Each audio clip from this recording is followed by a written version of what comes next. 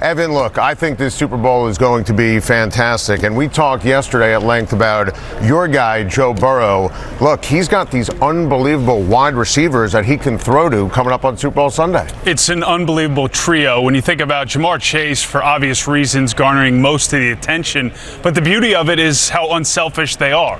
And when Chase is getting doubled or all the attention has gone his way, T. Higgins has made an impact, 1,000+ yards this season, most targeted wide receiver in the playoffs. And then Tyler Boyd's kind of that guy, guys. You think about it in a Super Bowl, it's always that name that you don't think about that makes the impact. The Malcolm Butlers. Boyd's an established name, but he could have a huge game if they work to take away Chase and Higgins. Oh, without question. We're talking about Chase, obviously has that rapport with Joe Burrow. Higgins, to me, is a legit number one in terms of his hands and his body. I mean, he's fantastic, and I'm with you on Boyd and the impact on Super Bowl Sunday.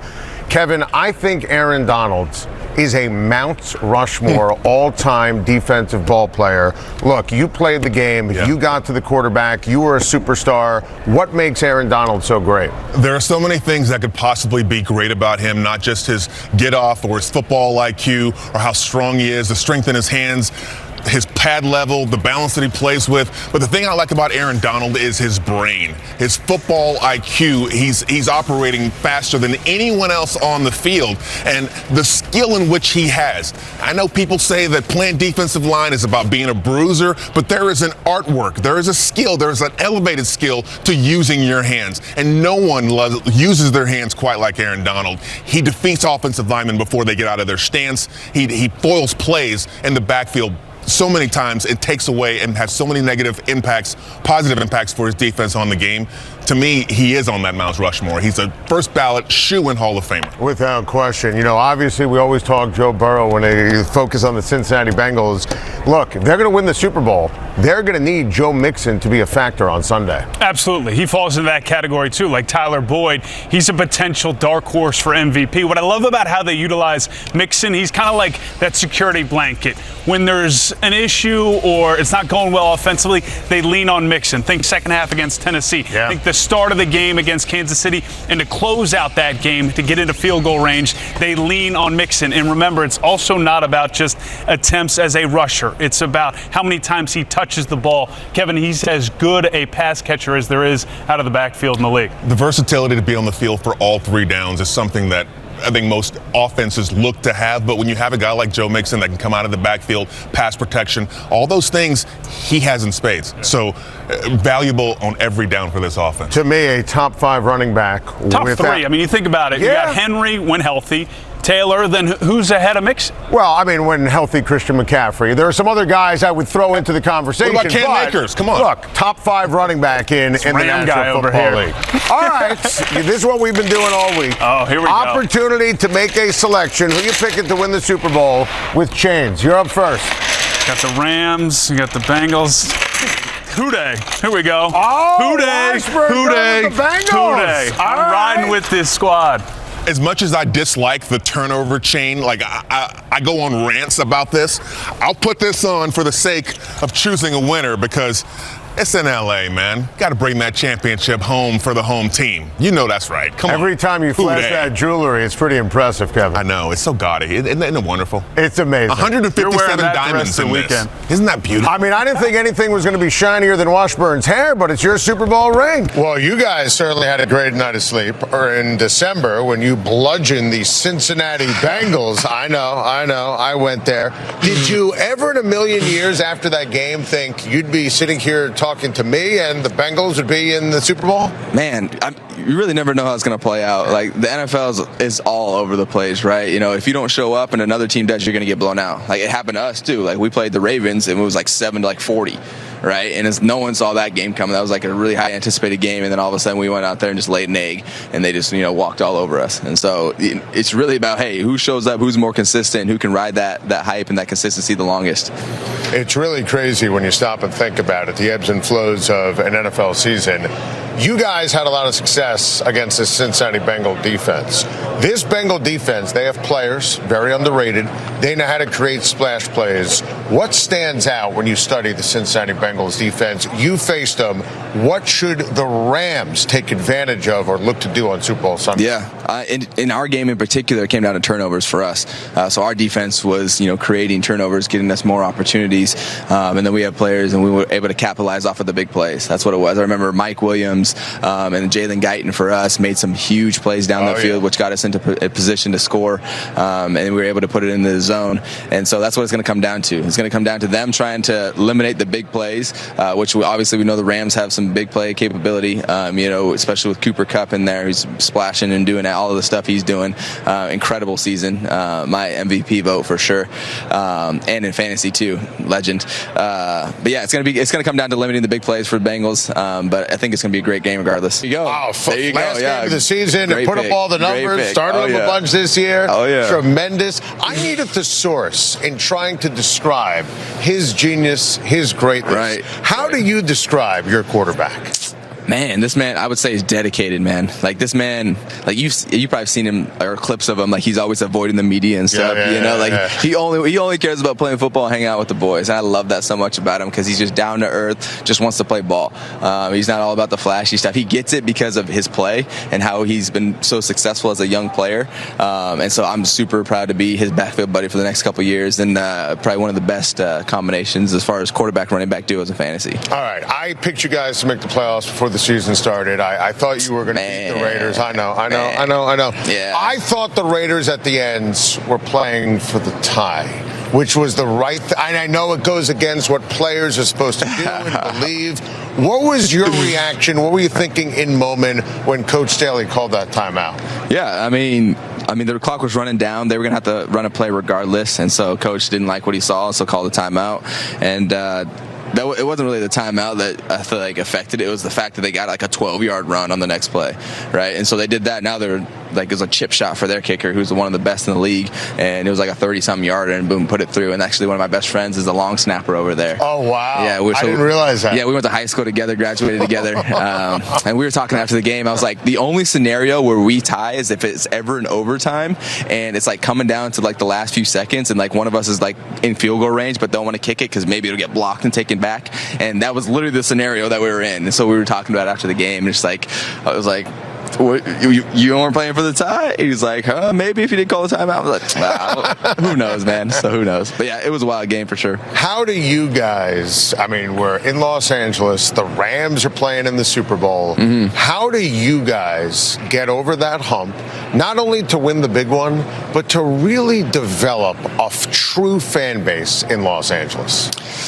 Wow. Well, the Rams are doing a good job, and we got to follow in the footsteps. It's winning games, man. You got to win games. And the Rams, I was saying that, like, whoever gets to the Super Bowl, I feel like this year, if it's in one of the LA teams they get in, it's going to grab a whole bunch of the market share. Yeah. Right? Yeah. Like, I'm just going to tell how it is. Yeah. Right? They're playing in the big game. All the bandwagoners are going to jump on the Rams stadium now, right? On the Rams team. And I'm hoping so, too, because, just their games and our games, there's a lot of away fans. So I'm just I want football to become a part of the culture out here more. And that's what does it come down to? It comes to winning games. So I'm glad they're in there for the culture of LA and football in this city. All right, Austin. Here's what we've been doing this week. To make the Super Bowl prediction, we have the turnover chain from the U. Right. So who are you picking on Super Bowl Sunday? I'm taking the Rams, taking the home team. Boom. Taking the Rams. Are you going to wear that, or is that going to be sacrilegious? This is here, we'll throw it over the shoulder. Oh, okay. All right. The Rams. Yeah. There you go. Ain't no party like a West Coast party, because the West Coast party don't stop. Let me tell you something. Season you had was absolutely remarkable. You really were one of the best all-around offensive players in the National Football League. Running the ball, catching it, wide receiver position, doing a little bit of everything. How would you describe your individual success you had this season? I kind of surprised myself. I was talking to one of my best friends, and I was like, was you kind of surprised how this season went for me? He was like, nah, I always knew you was going to be this type of player. And I was like, and then he asked me, I was like, nah, I didn't think so, but it is what it is. It just show you what other people see in me that I didn't actually see in myself. You know, this is the first time we've met in person, and it's interesting. Like when I'm watching on TV, you do have the body of Anquan Bolden. You're big, you're physical, and you're so ridiculously fast simultaneously. You know, what was it? Was it Kyle going into the lab and saying, "All right, you can do some different things"? Was it, you know, you taking the bull by the horns and, you know, saying, "All right, I can carry the ball, I can help out with injuries and whatnot"? How did you become this absolutely dynamic player in San Francisco? I can just kind of relate back to my rookie year. I was kind of the gadget, jet sweep type of guy. And then, you know, that offseason I was preparing myself to really be a wideout, but kind of fell up short and then broke my foot. So I was dealing with injuries all last year, but just hit the ground running using, you know what I'm saying, losing the Super Bowl and just getting injured as fuel to better myself as a player and also just a person in general. So, but Cal came to me in the middle of the season, was like, "Hey, Deebo, I feel like, you know what I'm saying, you can help this team and being a running back a little bit." And so that's just what happened, and I just hit the ground running. What's it like playing for Kyle? He's such a great dude. He's a mad scientist on offense. What's that like playing for someone with that kind of mind? I mean, it's just amazing. You can just see he uses all the guys that we have. Every guy that we have on our as a skill position, like Kyle Juszczyk, for example, you do not see fullbacks running 15, 20-yard routes. Like, he's really the leader, the guy of the offense that which people don't know. The things that he do for us, nobody else could really do. How upset are you that you're here now and not getting ready for Super Bowl Sunday? You had the lead starting the fourth quarter, obviously, and it was a remarkable ride, remarkable season in terms of the ups and the downs and the incredible win in Dallas, and obviously Green Bay shocked the world, but so close. Do you stress the positive or the negative? I just look back and just reflect on the whole season. Starting 2-0 and then losing 4 games in a row. Yeah. So we was at 3-5 at that time, and then, you know what I'm saying, we had to come together meeting as a team, as the leadership program, and with Kyle and John, of like, you know what I'm saying, this is not the team that we are. We know we're way better than that. We just had to put all the little pieces together and just put on tape what we know the team we are. And so after that Monday night game against the Rams, I feel like that's when the season took off for us. It really did, and you know, you guys went on an incredible run. I could stress the positive, and watching you guys play and looking into the crystal ball, Jimmy told the press, you know, he's not going to be there. Now, obviously, you guys had a great connection, won a lot of games with him going back to the year you guys went to the Super Bowl, as you mentioned, against Kansas City. How would you describe Jimmy as a quarterback, and are you guys ready to transition to Trey Lance as the guy? Just to reflect on Jimmy a little bit, when I see a lot of people in the media talking about, okay, Jimmy this, Jimmy that, little do they not know what Jimmy goes through.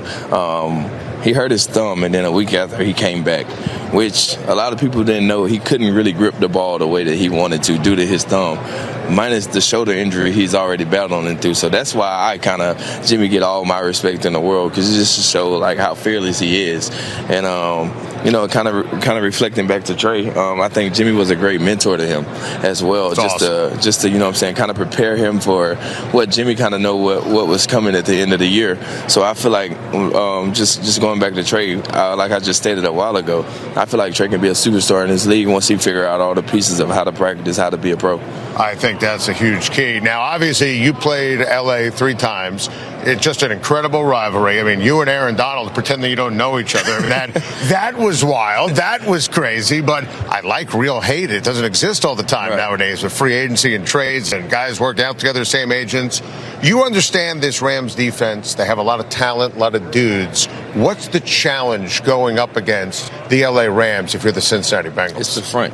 It's the front. You got Von Miller. You got the best defensive player probably to ever play, Aaron Donald, who can. I agree with that. Who could win a game by himself if it came down to it. And you got Floyd out there on the outside edge, and he's a monster himself. But it starts up front. I feel like if you can stop those guys from getting to the backfield almost every play, which is kind of hard, but those guys at the speed, the strength that they have out there on the front, I feel like you got a chance. But if you don't control those monsters up front, it's going to be a long day. Yeah, they are monsters. It's going to be a long day. They are monsters. There's no doubt about it. All right, so here's what we're doing this week. We're having our guests pick who's going to win by putting on a chain. I got to put it on. Oh, yeah, those are the rules. I don't make the rules. Those are the rules. So you tell me, who are you picking on Super Bowl Sunday? I'm going to go with the Rams, but I ain't going to put it around my neck. Maybe stomp on it or something? Nah, okay. That would have been fun if you did that. I tried. At least I tried. Thank you for watching. Please like and subscribe. And don't forget to hit the bell for more videos.